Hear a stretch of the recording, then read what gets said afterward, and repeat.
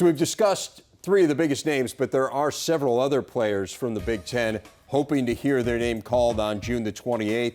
It's a list that includes William Buford, had an incredibly productive 4 years at Ohio State. Wisconsin's Jordan Taylor has received All-American mention each of the last 2 years.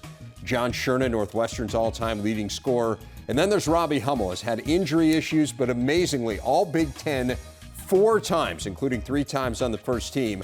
Hummel certainly thinks playing in the Big Ten has prepared him to make this jump. It's the best defensive conference in the country year in and year out. I think you have a league where you play in tough road environments every night. There's not an easy place to go play, whether it's the first place team like a Michigan State or Indiana or Ohio State, or if, there's teams losing at Nebraska last year and they got last place in the league. So you're prepared on that front, I think. And then just the level of play is great. I think it's, if not the best conference in the country, it's definitely up there. So it kind of puts you on a level of playing against the best players in the country every night. And some very good players on that list that we were looking at there, including Robbie Hummel. He is very intriguing because of everything that he's been through. I want to get your evaluation on each one of these guys. Let's start with Robbie. When you think about this 2 years ago before the injuries, you're talking about a high to mid-round lottery pick.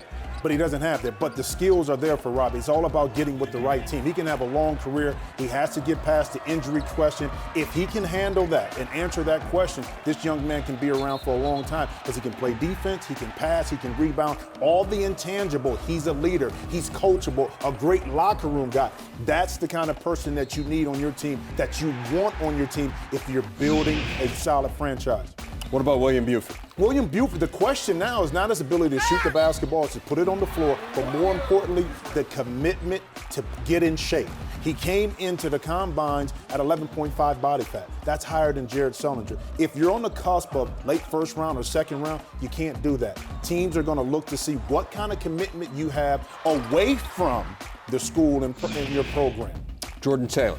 This is an interesting topic. Think about it. Jordan Taylor was a first-team selection or All-American at the beginning of the year. But the thing that I'm getting is that he may not have the game to create off the dribble, to create space. We know the heart, we know the passion, but the question is, by playing in the system in Wisconsin, can he be creative enough at the next level? We're still talking about second round and maybe not being drafted. Another guy who flourished in a system, John Shurna. Again, a system player, a young man that can score with the best of them in the Big Ten, can shoot the lights out the ball, but what position do you play him at? Can he guard on the perimeter? If a post player gets him inside, is he strong enough? These are the questions that a lot of teams and scouts are asking about John Shurna, which makes it tough. Do I give up a draft pick to draft John Shurna to someone that may be a little bit more athletic and can endure a little bit more in the NBA? Obviously only 2 rounds in the NBA draft, so when you talk about guys like Taylor or Shurna who may be on the cusp of making or not making a team, are you better off maybe being a free agent and finding the right situation? Well, Dave, it's a catch-22 because being a free agent, you're able to look at teams or assess teams that maybe fit your game a lot better. The problem you run into is that as a free agent, you have to beat somebody out that has a contract. That sometimes rarely happens. But I like the course for a Jordan and also a John Shurna to assess the teams that fit their skill set. They have a better chance of advancing if they want to get on an NBA team. And both of these guys have had a number of NBA workouts, a lot of different teams looking at them. So, in fact, all 4 of these guys have, and just trying to find the right fit, whether it be maybe second round or, again, maybe as a free agent.